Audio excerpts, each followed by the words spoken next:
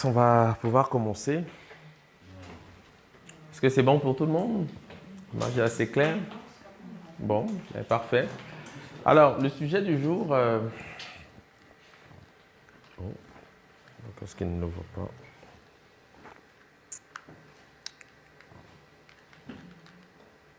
Bon. C'est l'obélisque. On va parler de l'obélisque, le système du monde. Est-ce que quelqu'un sait ce que c'est qu'un obélisque? Non. D'accord. Est-ce que tout le monde est d'accord avec ça? Une pierre sculptée. Une pierre sculptée. Et quelle est son utilité? À quoi ça sert? À écrire. On dit l'élévation de l'âme, non? Faire le lien entre la terre et le ciel. D'accord. Est-ce que vous êtes d'accord avec ça? Qu'une pierre dressée fait le lien entre la terre et le ciel. Ok. Bon, je me présente quand même, pour ceux qui ne me connaissent pas. Mon nom est Dibon Mbok, écrivain, historien, conférencier, auteur de plusieurs ouvrages qui portent sur les humanités classiques africaines, dont notamment ce dernier ouvrage, donc du Dieu Osiris dans les langues africaines, ou les langues négro-africaines, où il est question bien sûr de présenter cette divinité entre guillemets majeure de la civilisation égyptienne, en fait, qui incarne la civilisation tout court. Donc, qu'est-ce qu'un obélisque? Écoutez, je vais aller comme ça va être plus simple. Un obélisque, du grec obélos, signifie aiguille, broche. Donc le mot obélisque provient du grec obelos, qui signifie aiguille ou broche. C'est un monolithe élevé, utilisé notamment dans l'architecture sacrée de l'Égypte antique. C'est une figure géométrique et architecturale typiquement égyptienne. Les premiers obélisques apparaissent durant la 5e dynastie, soit vers 2450 avant l'ère actuelle. Je reprends. Donc les premiers obélisques apparaissent durant la 5e dynastie, soit vers 2450 avant l'ère actuelle, avec le pharaon que l'égyptologie appelle Ouserkaf. Les obélisques qui se dressent aujourd'hui dans les grandes capitales européennes viennent toutes d'Égypte, sans exclusive, hormis celle des États-Unis qui n'est pas un obélisque à proprement parler. Ok. Donc, vous avez à Londres, à Istanbul, à Rome, à Paris. Bon, nous sommes à Paris, donc je vous invite, si vous avez le temps, à aller visiter le monument qui, en fait, c'est un monument qui a été, comment dire, travaillé par vos ancêtres, même s'il se trouve à Paris. Il y a sur ce monument le nom de ce pays qu'on appelle l'Égypte pharaonique. Et voilà, vous allez comprendre l'utilité, vous allez comprendre l'utilité de l'obélisque, parce que c'est pas une pierre. D'accord? C'est beaucoup plus que ça. Et vous allez comprendre comment vos ancêtres ont compris la chose et pourquoi chaque capitale européenne a son obélisque. À quoi ça sert? Bon. Bien sûr, l'obélisque de Washington est un peu différent. C'est pour ça que je l'ai mis à part. Le Washington Monument est un obélisque de plus de 169 mètres de haut, inauguré le 21 février 1885 en l'honneur de George Washington, le premier président des États-Unis, et situé à Washington, D.C. Fait de marbre et de graisse et de granit, il est construit en maçonnerie, contrairement aux obélisques de l'Égypte antique qui étaient monolithiques, c'est-à-dire une seule pierre qu'on taille. Ici, c'est la maçonnerie, ils ont mis du ciment, faire le truc. Ça montre qu'en fait, ils ne savent pas le faire. Ils auraient pu le faire, qu'ils auraient taillé un seul bloc, mais c'est une science que de pouvoir faire ce genre de choses. Donc, les Africains savaient le faire, mais aujourd'hui, on ne sait plus le faire. Voilà pourquoi, à Washington, ils ont opté pour cette option. OK. Donc, vous avez ici un obélisque inachevé d'Assouan. Peut-être qu'on aura la chance de le voir pour ceux qui vont en Égypte, puisqu'on va passer à Assouan. Et lui, il a été abandonné par les artistes égyptiens parce qu'il a été, possiblement cassé, ou en tout cas, il avait un défaut. Donc, il est inachevé. Mais c'est quelque chose de vraiment massif. Et c'est une seule pierre qui est taillée. On se pose toujours la question de savoir, mais avec quoi taillait-il? Parce qu'on imagine que c'est des petits... non, faut arrêter de penser que ce sont des biens. Tic, tic, tic. Non, vous passerez des années, des siècles, peut-être même des millénaires. Donc, il a une technique qui est perdue. On ne sait pas comment il faisait, mais c'est une vraie question. Regardez comment c'est droit, quand même. C'est pas à la main, ça, c'est quand même une vraie question. Bon. Donc, peut-être qu'un jour, l'Afrique se redécouvrira ses secrets. Parce que l'Égypte antique a beaucoup de secrets. On ne sait pas comment il faisait des choses, mais il le faisait. La preuve, c'est que ça existe, on le voit. D'accord? Donc, c'est important. Et on parle ici de 2450 avant l'ère actuelle. Et quand vous allez comprendre donc l'utilité et l'objet de la pyramide, de l'obélisque, vous allez comprendre ce que les Africains savaient 2450 ans avant l'ère actuelle. Parce que l'obélisque, c'est déjà la représentation figurée de quelque chose. Donc, s'ils arrivent à ça, c'est qu'ils ont déjà compris beaucoup de choses. Et on va le comprendre. Bon, l'obélisque a un nom en égyptien pharaonique. Parce que quand on dit obélisque, on répond de la compréhension des Grecs qui ont utilisé le mot obélos, qui signifie aiguille. On comprend pourquoi quand on voit la forme de l'objet. Donc, on peut comprendre pourquoi ils ont utilisé ce mot. Mais le mot africain, le voici. Hein? C'est une graphie relativement simple, parce qu'il n'y a que 3 signes, hormis le déterminatif qui ne se prononce pas. Donc, nous avons la galette de pain, le placenta au tamis et le filet d'eau, soi-disant. D'accord? Vous avez donc une translittération. Bon, vous avez la codification. La codification, vous devez savoir que chaque signe a un code. C'est le code Gardiner. C'est un égyptologue britannique qui a codifié les hiéroglyphes. Vous avez donc la translittération, parce que les égyptologues font ce qu'on appelle une translittération, c'est-à-dire qu'ils attribuent des valeurs alphabétiques aux signes.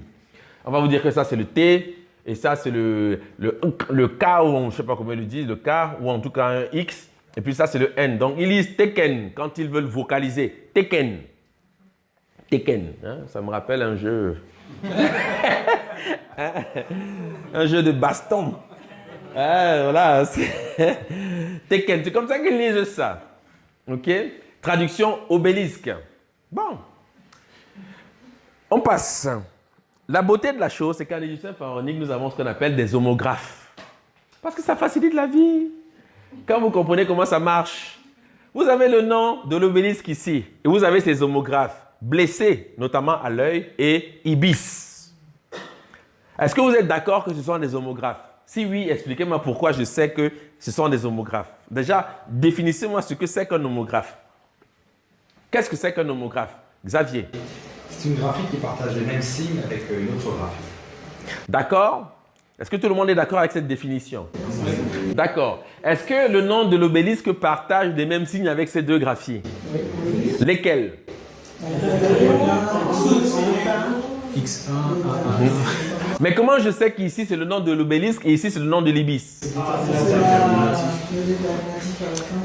Qu'est-ce que c'est qu'un déterminatif? C'est ce qui détermine. C'est le concept qui nous permet de comprendre. D'accord. Mais si vous observez quelque chose, la translittération est même identique. Parce que ici, ils mettent l'œil, mais ça signifie blesser. C'est le verbe blesser, notamment à l'œil. Mais on voit bien que le déterminatif ne se prononce pas parce qu'il n'affecte pas la translittération. Vous voyez? Elle est basée sur ces signes. Donc, ce sont des homographes. Qu'est-ce que ça veut dire concrètement? Ça veut dire que si je sais dire blesser ou appeler l'ibis dans les langues africaines, c'est que je sais comment s'appelle cet objet.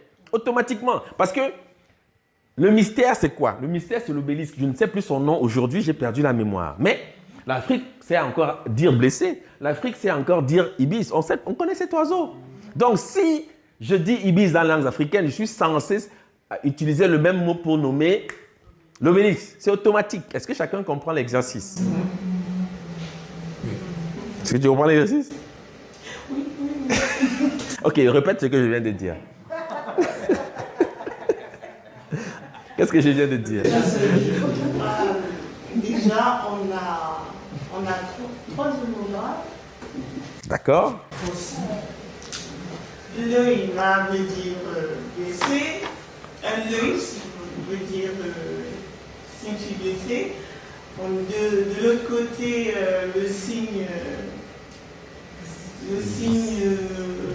qui déterminatif, c'est l'ibis.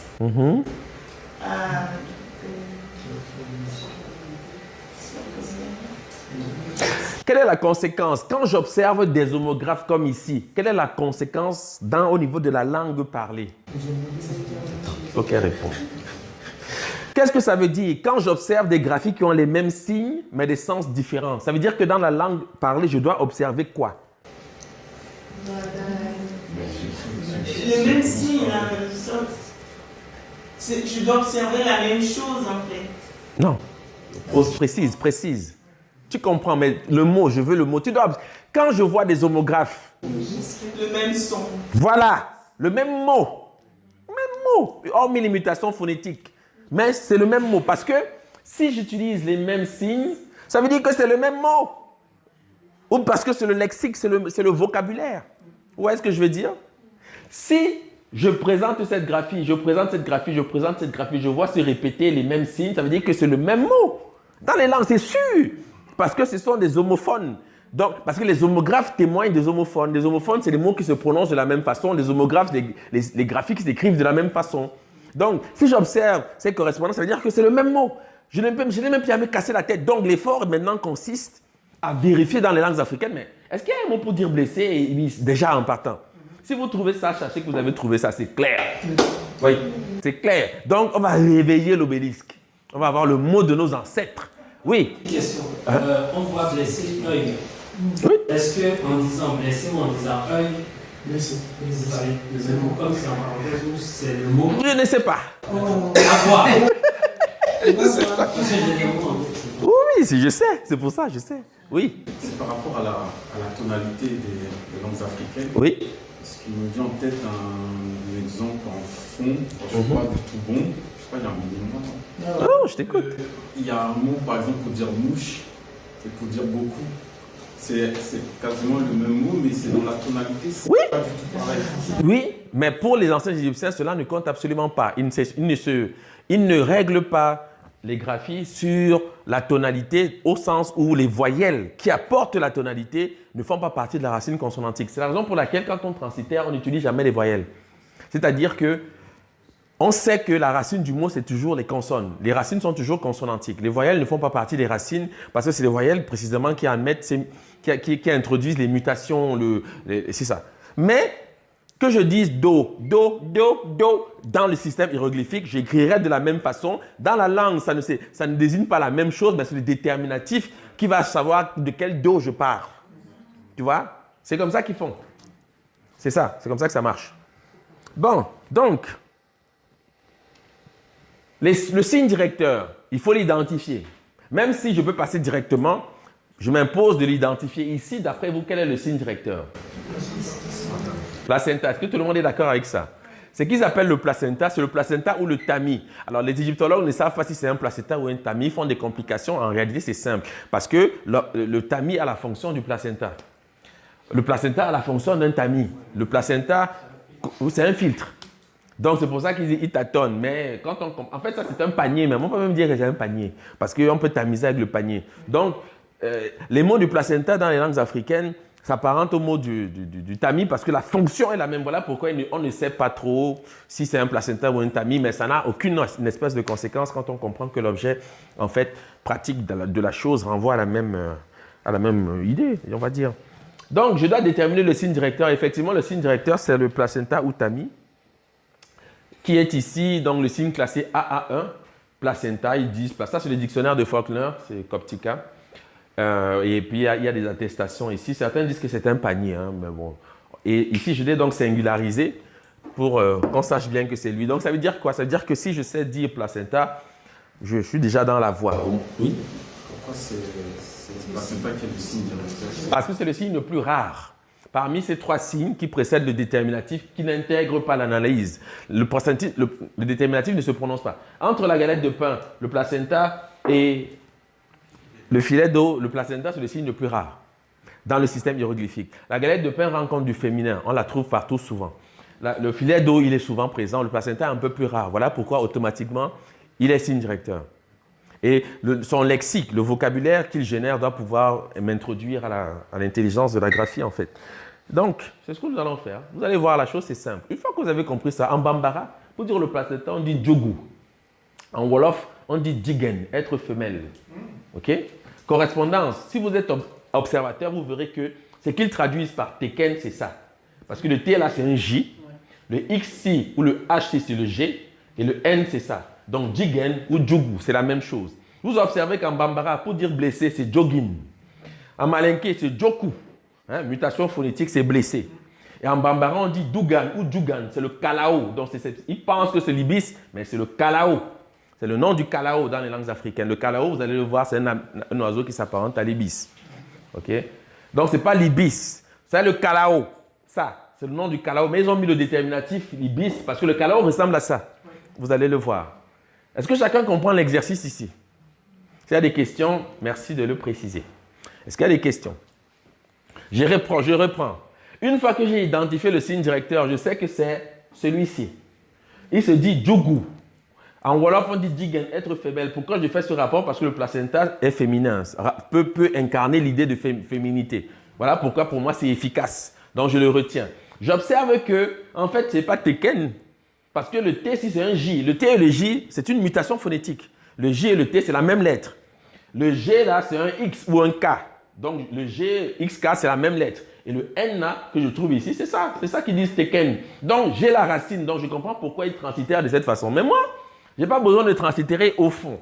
Puisque je sais qu'en Bambara, Djougou, placenta, Djogin, blessé. Malinke, le Malinke et le Bambara, c'est la même langue, en fait. On va dire Djoku pour dire blessé. Et en Bambara, je retrouve encore les mêmes formes. Dougan ou Djougan, Kalao, Djougan, Djigen, Djougou. On voit se répéter la même structure phonétique. Ça veut dire que là, ce n'est pas le hasard. C'est la langue là qu'on est en train de parler ici. C'est le Malinke ou le Bambara qui est en train de m'instruire ici. Est-ce que chacun comprend pourquoi? Je peux le dire avec certitude. Oui. Mais du coup, c'est quelle science technique, je sais pas, le fait que une lettre change le T de l'énergie? Oui, ça s'appelle les mutations phonétiques. Il y a des tableaux pour ça. Avec l'exercice, tu t'en rends aussi compte parce que tu as des séries. Par exemple, le Bambara et le Malinké, c'est la même langue. Mais tu vois ici, le G devient un K. Et le Malinké annule le N. C'est-à-dire qu'il y a une chute du N final. Mais c'est le même mot. Parce que Bambara, Malinké, c'est la même ère culturelle. C'est le même peuple. Parce que voilà, c'est ça. Donc, on voit que le G se réalise en K. Donc, ça montre que nous avons affaire ici à une mutation phonétique. Donc, le G et le K, en fait, c'est la même lettre. C'est ce que ça veut dire, tout simplement. D'autres questions? Non? Tout est clair? Parfait. Est-ce que quelqu'un peut me résumer ce que je viens de dire? Partons du fait qu'on a identifié le signe directeur. Alors, je vous écoute. À partir du signe directeur, qu'est-ce qu'on a fait? On a cherché à dire dans les langues africaines les mots désignant le signe directeur. Et on a cherché à savoir si la traduction blessé ou ibis dans ces langues, on retrouve les correspondances phonétiques. Et en sachant que les règles de mutation phonétique, le T peut être remplacé par J, le K par G, et le N qui ne change pas. Du coup, on a Djougou, Jigen, Djougan, Djougan. Exact. Parfait. Et vous voyez qu'en Bambara, on peut dire Dougan ou Djougan. Ça veut dire que le D et le J, c'est la même lettre. C'est une mutation au sein de la même langue. Ils disent Dougan ou Djougan. C'est le même mot. OK? Donc, il faut être à l'aise avec les mutations phonétiques. Il ne faut pas que ça vous trouble parce qu'en réalité, ça existe dans les langues africaines. Et c'est des phénomènes que vous allez souvent observer lorsque vous traitez des hiéroglyphes. Donc, vous devez quand même avoir cela en perspective. Ne vous attendez pas à toujours voir exactement la même structure. Essayez d'observer les séries. Vous allez voir que le J devient un X, un K. Voilà. Il peut muter. Et c'est normal. Les Africains parlent comme ça. Okay? Au sein même de...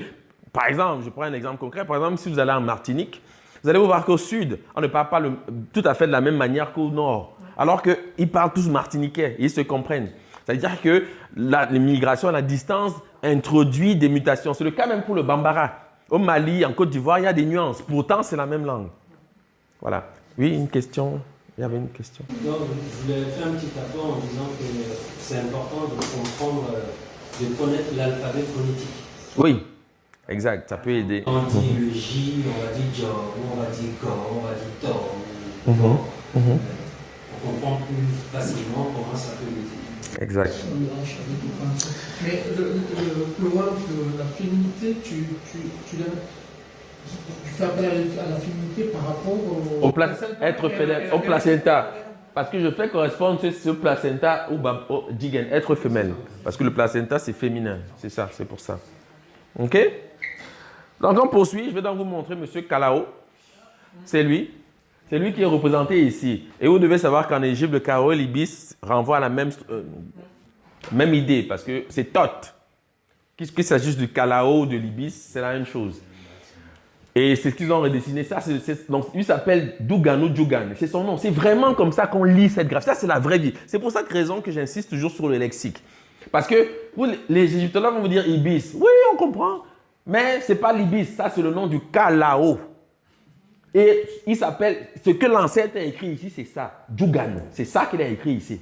Ça se lit comme ça. Ça, c'est la vraie vie. Donc, nous rattrapons le temps par le moyen, en fait, de l'exercice analytique. C'est ça, c'est la vraie vie. Donc, une fois que j'ai fixé le kalao dans l'esprit de chacun, on poursuit.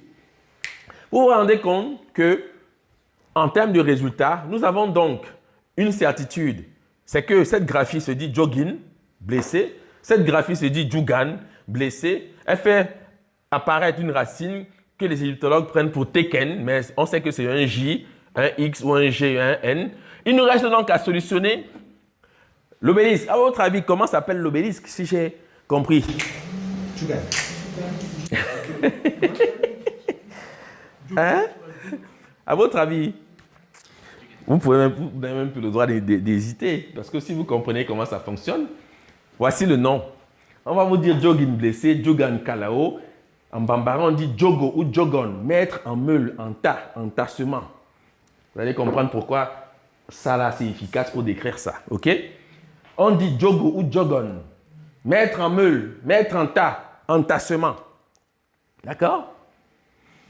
C'est la même structure phonétique. C'est le nom de l'obélisque déjà en partant.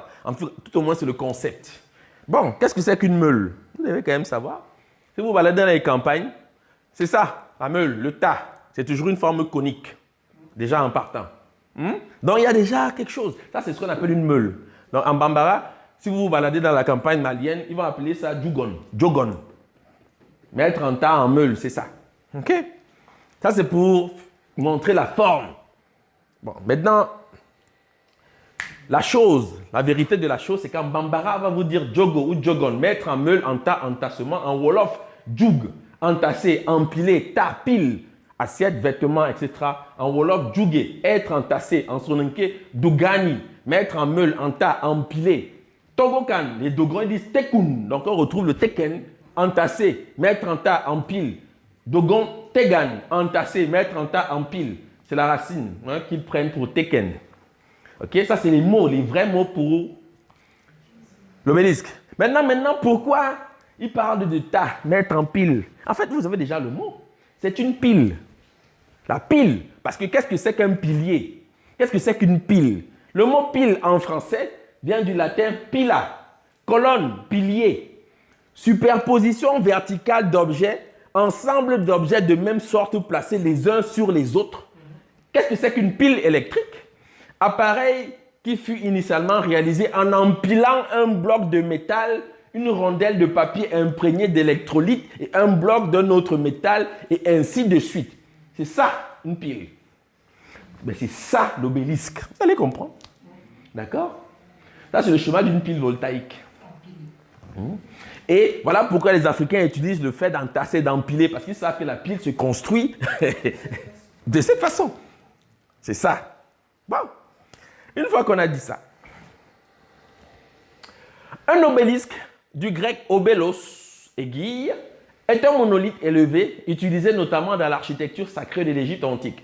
C'est une figure géométrique et architecturale typiquement égyptienne. Les premiers obélisques apparaissent durant la 5e dynastie, soit vers 2450 avant l'ère actuelle, avec le pharaon Ouserkaf. Les obélisques qui se dressent aujourd'hui dans les grandes capitales européennes viennent toutes d'Égypte. Expliquez-moi la relation avec la pile. Pourquoi ils mettent ça dans le temple? C'est quoi? C'est ce qu'on disait tout à l'heure, pour capter l'énergie, canaliser l'énergie. Ah oui, l'énergie là, c'est quoi?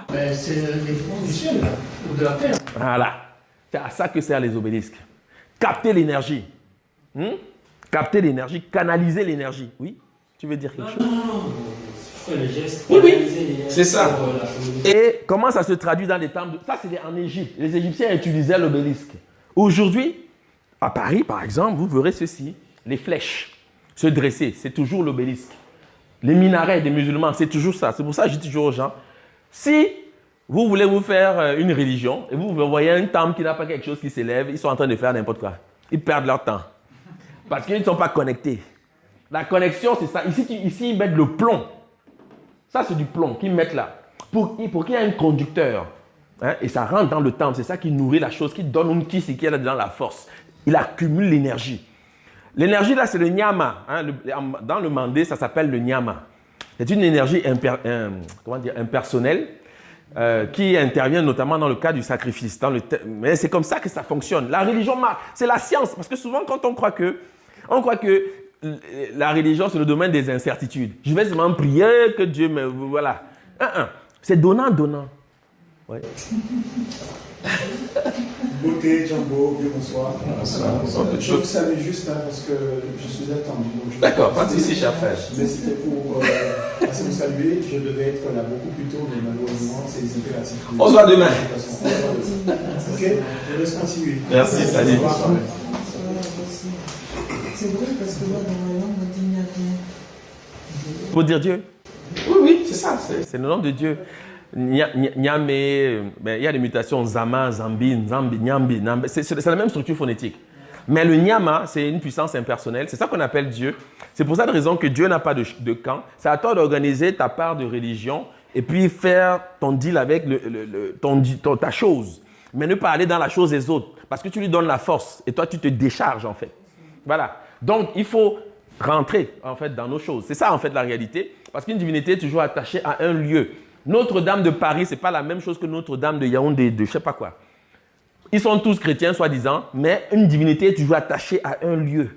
C'est ça qui permet de faire fonctionner la spiritualité. Ce n'est pas des choses où on croit que Dieu est au ciel et puis que... Non, il faut comprendre ce que c'est de la science. Et qui fonctionne... la spiritualité marche comme l'électricité. Je l'ai souvent expliqué. Et chez les Dogons, ils ont ça. Hein. Sauf qu'ils appellent ça l'arche. Ils disent que c'est Ama qui est descendu. Ils disent Ama là, c'est Dieu. Hein. Ils disent que Ama est descendu sur terre avec son véhicule. Et ils appellent ça le véhicule d'Ama. Mais c'est un obélisque. Et les Dogons dessinent dans ça pour dire que c'est le véhicule de Dieu. Donc Dieu rentre. C'est clair. La chose est claire. Parce que Ama, c'est Amon. C'est celui que les autres appellent Amon en fait. Hein? Illustration Dogon, un obélisque, véhicule. Ils appellent ça le véhicule d'Ama. Et ils appellent ça l'arche. Ils disent qu'il est venu sur terre avec ce véhicule. Mais ça, c'est un obélisque. Donc on comprend que c'est par là que la chose se passe. Voilà pourquoi les Égyptiens ont bâti des temples, ont d'abord mis ça à l'intérieur. C'était d'abord au centre des temples, ensuite ils l'ont mis en périphérie, notamment à l'entrée des temples. Mais il faut savoir que généralement ils vont par deux, parce qu'il y a le côté positif, le côté négatif. En Égypte, le temple que je vous montre là, c'est le temple de Luxor. On va le voir en Égypte. Son jumeau est ici à Paris, parce qu'ils l'ont enlevé, ils l'ont amené ici à Paris, mais ils étaient deux à l'entrée. Parce qu'il faut un côté positif, il faut que ça circule. C'est ça le principe. Mais bon, parce qu'ils sont toujours par couple, les obélisques, toujours. Bon, mais c'est une science comprise et maîtrisée par nos ancêtres. Et ça se reprend, ils ont repris avec d'autres formes, mais la compréhension est toujours identique. Et cette flèche, bon, je ne vais pas aller là-dessus, mais il faut savoir que c'est déjà Isis. Quand on dit Notre-Dame de ceci, Notre-Dame de cela, on parle toujours de la même... personne qui est Isis, parce que Isis, c'est le principe féminin. Un temple, c'est toujours, la femme est toujours un temple et on ne peut pas comprendre les choses autrement encore.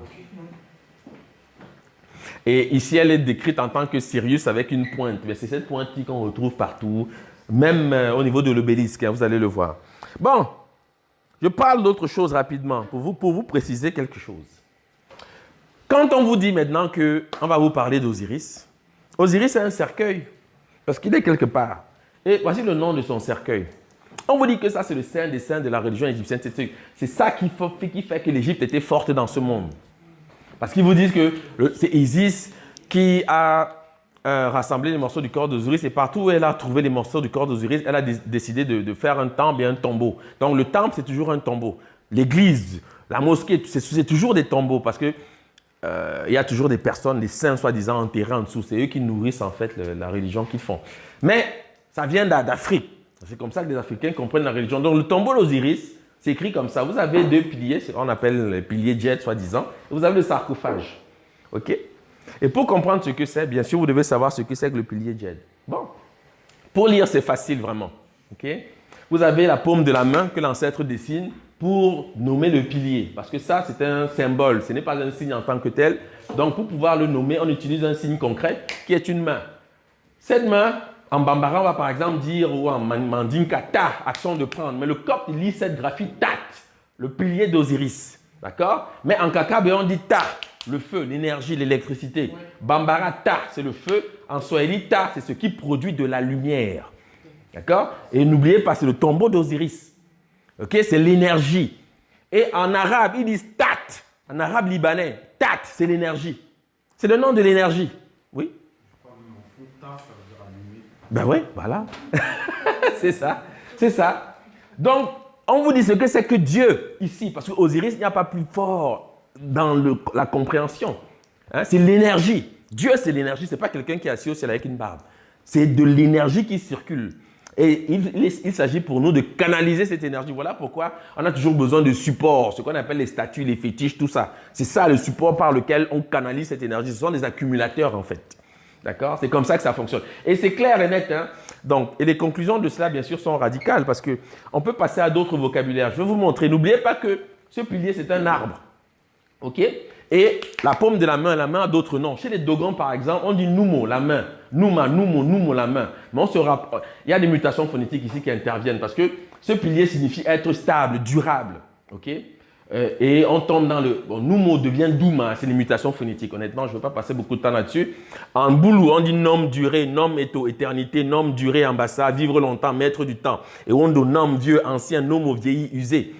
Et on atteint même le nom de l'arbre, toujours dans la même série. Dumo, Baoba, Nyume, Baoba, Jo. Et vous allez voir que tous les arbres qui ont cette structure phonétique sont toujours sacrés en Afrique. Que ce soit le Baoba, le fromager, le figuier, c'est les arbres que les Africains utilisent. Le tamarinier, c'est les arbres que les Africains utilisent pour faire les rituels les plus importants. Et ce sont des arbres qui conduisent l'électricité. Hein, ça, c'est clair. Donc, c'est toujours ça. Donc, il n'y a pas de hasard, même dans les mots que nous prononçons. La structure phonétique ici est la même. Ça permet en fait de comprendre. Donc, en Pula, on dit Douma, être durable, perdurer. Fufulde, Douma, durer. Sonenke, Doumé, durer. Songhai, Dame, faire durer. Et il y a une mutation phonétique ici car le D se mue en N. Hein, pour les langues bantoues, ça c'est les langues soudanaises, ça c'est les langues bantoues.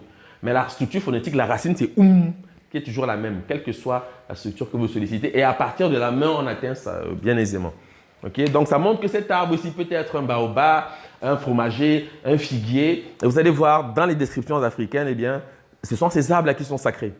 Chez les Wolofs, par exemple, c'est le tamarinier sous lequel on fait les alliances. C'est le tamarinier chez les Wolofs.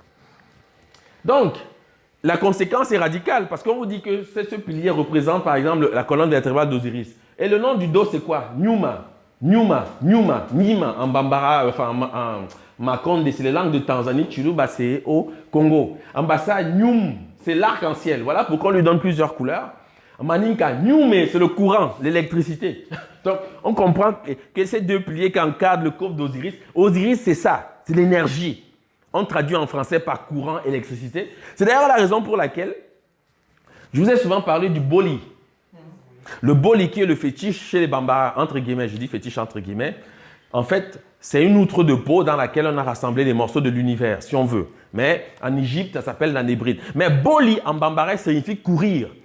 Vous ne pouvez pas comprendre pourquoi le Bambara dit boli pour nommer ce fétiche si vous ne savez pas que derrière, le courant, c'est ce qui court. Oui, c'est ça. C'est simple.